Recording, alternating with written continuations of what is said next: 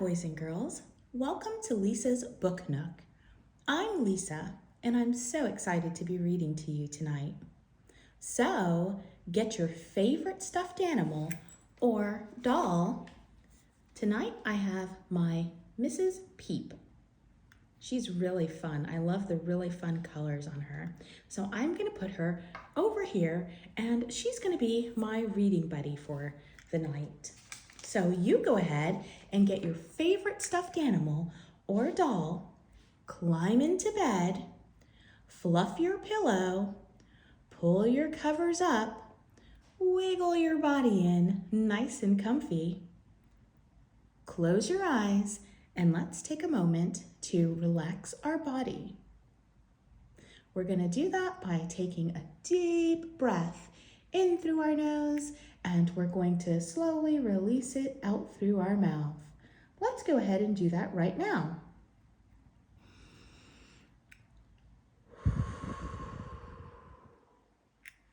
Go ahead and let's do that one more time. Remember to release your shoulders, relax your legs, relax your whole body. Let's take a deep breath in through our nose and out through our mouth.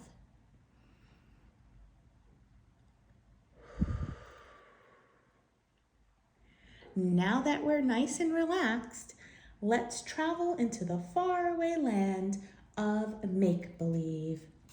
Tonight's book is Molly and the Magic Wishbone. And I found this book while I was, doing my travels. And what I really loved about this book was I loved all of the different layers, all of the different components on this first title page. I loved the muted colors. Miss Lisa loves all the different colors, and I love all the different textures that I see in the colors. Not necessarily textures where I can feel it, but textures that are visually appealing to our eyes. I just love how it's muted. I love the old-fashioned look.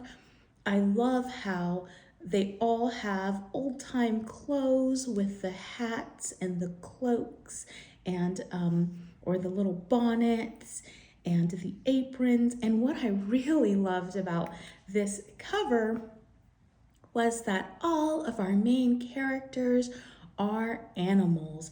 I thought that was an interesting twist on a book that from the cover appears to take us back in time. It also reminded me of a show that I liked to watch when I was a little girl, and it was called Little House on the Prairie, and they dressed that way. So that really appealed to me, and I saw this book and I thought, I need to read that book. But more importantly, not only do I need to read that book, but I want to share that book with all of you. So let's go ahead and let's read Molly and the Magic Wishbone by Barbara McClintock. Let's go ahead and get into this. I am so excited to see what this book is about. I'm going to go ahead and move Peep a little because she's blocking my book.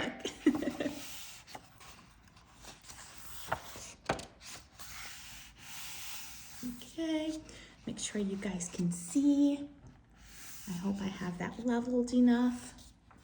I can never really tell. Look at that first picture. I just absolutely am in love.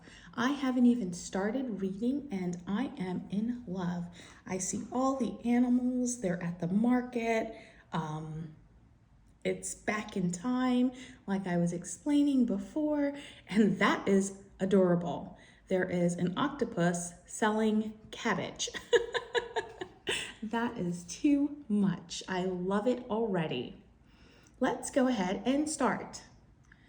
Mama was in bed with a very bad cold, so Molly put on her cloak and hat and set out to buy a fish for dinner. Now, for those that don't know, a cloak and hat, This is her cloak. That is what we would consider a jacket. And I mean, you know what her hat is. And I would personally call that more like a bonnet hat, but it doesn't matter. Miss Lisa has a really cute cloak that's black and it has fake fur around it. I do not have a bonnet type hat, but maybe after this book, I'll say, you know what, I need one too, because I love all things like that. Wow, this page just has all kinds of layers, and I love books with big, chunky layers to digest. "Excuse me," said an old woman. "I will tell you a secret. You will find a bone in your portion of fish tonight. Save it, because it will be a magic wishbone, worth one wish for anything you want in the whole world. I know, because I'm your fairy godmother. But use your wishbone wisely. You only get one wish." And she vanished. Poof, gone. "Am I dreaming?" thought Molly. She shook her head and went home. So Molly saw her fairy godmother, and her fairy godmother said, "In your fish tonight, you're going to have a wishbone, and you get one wish, and you use that one wish wisely." Like I said, this book has so many components. It's really nice. So many different layers. Beautifully illustrated. Absolutely beautiful. But sure enough, that night, right after all the fish was eaten, one thin white bone was left on Molly's plate. It must be true. Phyllis and Alice and Timmy and John gathered around and looked at the bone. It must be true. Molly wiped off the bone and put it in her pocket and went upstairs to her room. Phyllis and Alice and Timmy and John all wanted to know what she'd wish for, especially Phyllis, who was the youngest. So they're thinking this is true. Molly has one bone left on her plate, and all of her siblings are thinking to themselves, what will she wish for? They're all following her upstairs. More beautiful illustrations. So it appears that now she's on her bed. Here are her siblings, and they're all thinking about what on earth she could or should wish for. So let's go ahead and read this page. A room full of toys? A dress just like Penelope Porterhouse-Pitt's? A horse? A big house full of palm trees and slithery snakes? Oh, yikes, I don't want that one. A lifetime supply of cakes and candies? To each of these things, Molly said no, no, no, no, and no. Nothing sounded quite right to use the wishbone for. I'll just wait until I know exactly what I really want, she said. That's a really good way of looking at it, because her fairy godmother did tell her to make sure she knew exactly what she wanted, because she had just that one wish. And sometimes when we're not sure about something, boys and girls, we do need to take the time and think about what we're doing so we can process properly. We don't have to rush into anything. And it seems that that's what Molly is going to do. And Miss Lisa actually agrees with that. Molly, Molly, come quick. Our rabbit is very sick. Are you going to use the wishbone to make her well? Oh no, their rabbit is very sick. No, said Molly, but fetch me a box and a warm blanket and a bowl of water. So there are her siblings fetching her the things that she wants. And in this particular case, the word fetch means go get. Just like if you had a dog and you threw a ball, the dog would fetch it, which means go get it and bring it back. Molly stayed with the rabbit until, come in! There were 6 baby rabbits. So Molly stayed with the rabbit, and next thing you know, the rabbit had babies.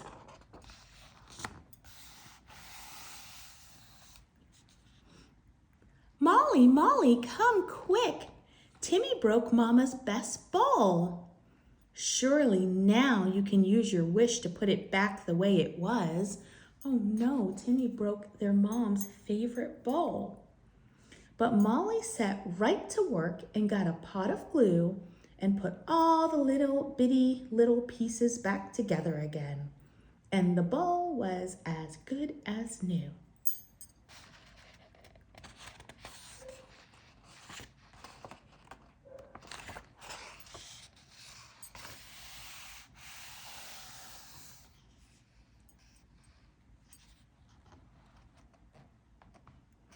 Molly, Molly, this time it's really bad. Use your wishbone now.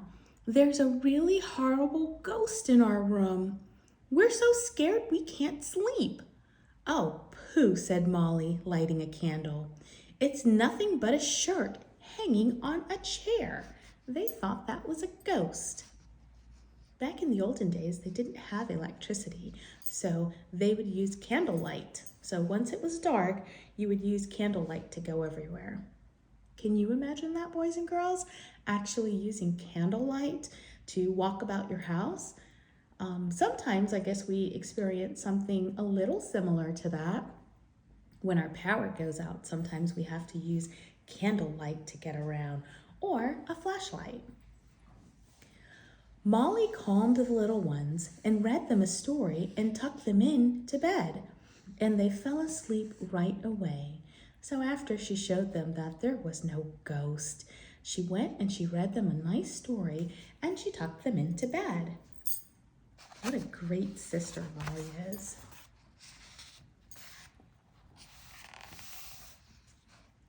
By the next morning, the little ones had forgotten about the wishbone. Ooh, wow, all of that happened in one evening? So by the next morning, the little ones had forgotten about the wishbone, except for Phyllis, who was the youngest. Molly was saving her wish for something special, but what? If she had a magic wishbone, she'd have no trouble thinking of a wish. Maybe, thought Phyllis, I can get my own wishbone. So Phyllis, Molly's youngest sister, is thinking to herself, if I had one, I'd have no problem thinking of what I wanted. And now she's thinking, well, you know what? I want my own wishbone so I can have my own wish. She put on her hat and cloak and slipped out the door. She had an idea of where the fish market was. She took a left, a right, 2 lefts, and another right, and was, without a doubt, completely lost. Oh no, Phyllis is out there and she's lost. And look at this beautiful scene, everyone. It's snowing. Everyone has their hats, their cloaks. They're selling their wares. Back in the day, that's what would happen a lot of times. People would walk around and whatever they had to sell, they would carry it in baskets and they would walk around and sell it. And they might say, you know, like this kitten looks like bread. She might say bread, $1 a loaf or something like that. And this person looks like they have some carrots or turnips or something. It's just a really great wintry wonderland scene. Beautiful illustration. So let's see what happens with Phyllis. Phyllis is out there and she's completely lost and she's looking for her own wishbone so she can make her own wish. When Molly woke up, she finally decided on a wish. A closet full of beautiful silk dresses, she thought. with bows and lace and matching hats and shoes and handbags and velvet coats and an umbrella, of course, in case of rain. She held up the magic wishbone, closed her eyes, and began to wish. So Molly has finally decided on exactly what she wants. Molly, Molly, we need you. Phyllis is missing. Molly, more than a little annoyed at having her wish interrupted, put on her hat and cloak and went out to look for Phyllis. Molly has a very angry face. She is annoyed because she was just about to make that beautiful wish when her sister came running in and said Phyllis is missing. So Molly had to put on her hat and her cloak, and she went out to look for Phyllis. Here's another beautiful winter wonderland scene. I wish I was in that time frame. It seems so magical. She looked everywhere, but no Phyllis. She walked until her feet hurt. No Phyllis. She asked in shops, went down strange streets. No Phyllis. It was cold, the whole day almost done, and still no Phyllis. Molly is looking everywhere, and she cannot find her sister. What is going to happen?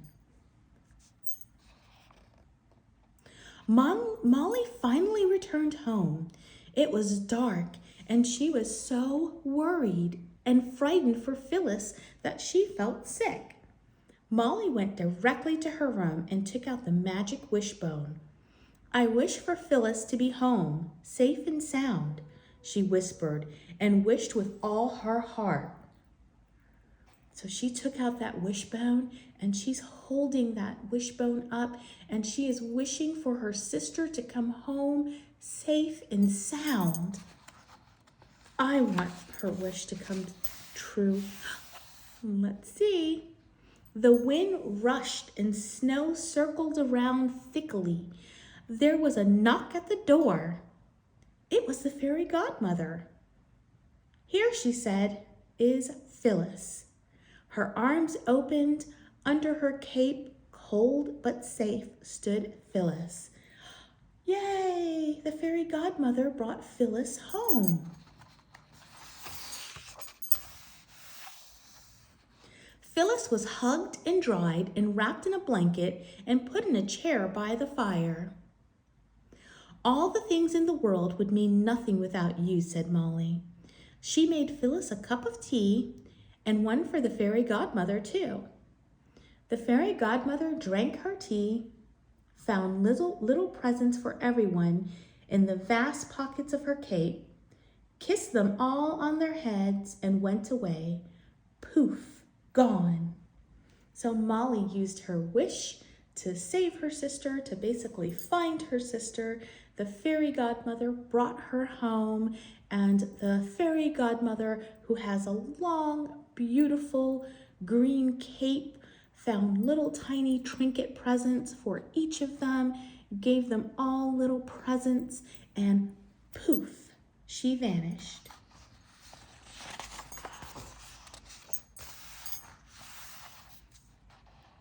In the morning, Mama was feeling better and heard all about the magic wishbone for the rest of the day and for many days after. Their mom is feeling better.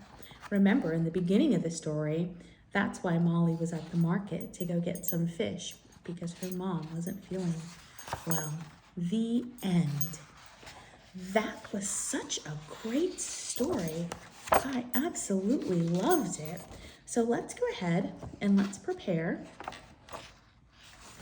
for bedtime. And if you're not going to bed, let's just go ahead and relax our body and reset our body. While we're doing that, I'm just going to leave it on this beautiful picture of this winter wonderland because I just absolutely adore that picture. Let's go ahead and relax our body. let's sing our favorite, or Miss Lisa's favorite nighttime song, which is Twinkle, Twinkle, Little Star. And we will sing that at 1, 2, 3. Twinkle, twinkle, little star, how I wonder what you are. Up above the world so high, like a diamond in the sky. Twinkle, twinkle, little star, how I wonder where you are. Yay! When Miss Lisa would teach class, all the kids would sing and clap after the end of that song. So that's what makes it so near and dear to my heart. And we would sing that right before nap time because it's just a nappy song. Okay, let's go ahead and do a couple deep breathing exercises in preparation for going to bed. And if we're not going to bed, let's just do a couple deep breathing exercises in preparation of just resetting our body and preparing for our next exercise, because breathing and relaxing and resetting our body is so healthy for us. So let's go ahead and take a deep breath in through our nose and slowly exhale it through our mouth.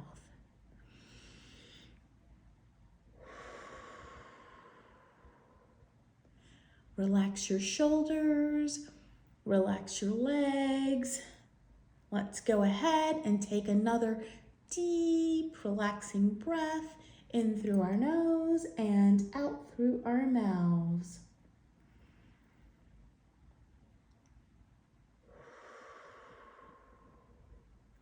And one more time, a deep, relaxing breath in through our nose and out through our mouth.